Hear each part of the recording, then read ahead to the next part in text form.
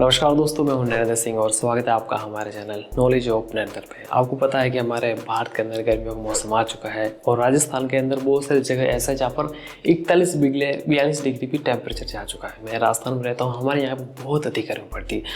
दोस्तों, गर्मी से बहुत सारी चीज़ें प्रभावित होती है, जनजीवन पूरी तरह प्रभावित हो जाता है। लेकिन अगर आपके पास बहुत सारे गैजेट है, टीवी है, कंप्यूटर है, मोबाइल है, फ़ोन है, हेडफोन है, तो वो किस तरह प्रभावित होता है वो मैं अपना रियल एक्सपीरियंस आपके साथ शेयर करने वाला हूँ। तो सबसे पहले जो गर्मियों को टेम्परेचर है वो बढ़ जाता है। इससे सबसे ज़्यादा अगर मैं किसी चीज़ से प्रभावित हुआ हूँ तो वो हूँ हैंडफोन से।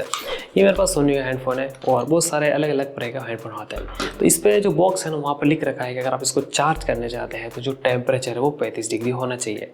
अगर 35 डिग्री से अधिक हो जाता है ना तो ये चार्ज बहुत ही स्लो होता है और दिन में तो होता ही नहीं, इसलिए मैं सुबह सुबह चार्ज करता हूँ। तो चार्जिंग डिवाइस होता है जिस पर लिखा होता है कि इतनी डिग्री तक ये टेम्परेचर पे चार्ज होगा, तो ये सबसे बड़ी समस्या है। जैसे आईफोन है वो होता ही नहीं चार्ज, मेरा सैमसंग फ़ोन है वो दिन में चार्ज ही नहीं होता, मुझे सुबह उसको चार्ज करना पड़ता है। यानी चार्जिंग जो डिवाइस होते हैं ना, जो बैटरी होती है, उनको चार्ज करने की एक सबसे बड़ी समस्या आती है गर्मी के अंदर। अब बात की जाए दोस्तों दूसरे नंबर की समस्या, तो वो है दोस्तों लैग। जैसे मेरा फ़ोन है सैमसंग का, ये सर्दी में एकदम मक्खन चलता है लेकिन गर्मी के अंदर लैग बहुत मारता है। और जिन सैमसंग फ़ोन के अंदर एक्सिनोस का प्रोसेसर है ना, क्या भयंकर लैग मारते हैं। आप यूपीआई का लेकर फ़ोन निकालोगे ना, वहीं लैग हो जाएगा।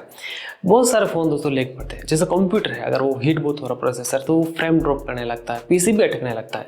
तो गर्मी से दोस्तों लैग की एक बहुत बड़ी समस्या आती है। जो भी आपकी स्मार्ट डिवाइस वगैरह है उसमें ये समस्या बहुत भयंकर है। अब बात की जाए नंबर 3 पर दोस्तों सबसे बड़ी समस्या होती है धूल मिट्टी की।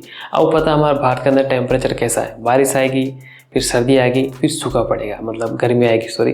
तो गर्मी में क्या होता है, धूल बड़ी उठती है। अब जब मैं रहता हूँ राजस्थान में, यहाँ पर बहुत से आंधी चलती है, तो ये जो मोबाइल के सॉकेट वगैरह होते हैं ना, इसके अंदर मिट्टी जम जाती है और ये स्लो चार्ज होने लगता है। ये पीसी के साथ भी होती है। मेरे सबसे ज़्यादा समस्या रैम के साथ होती है। रैम के अंदर जम जाता है, फिर चलता नहीं। फिर मैं रैम साफ़ करूँगा, रबड़ निकाल के इसको साफ़ करूँगा ताकि फुल अच्छी तरह चार्ज हो। यानी सॉकेट में धूल मिट्टी बहुत जमती है और ये गैजेट के अंदर बड़ी समस्या है, वहाँ पर चार्जिंग इशू बड़ा होता है। तो ये एक सबसे बड़ी समस्या आती है गर्मी के अंदर।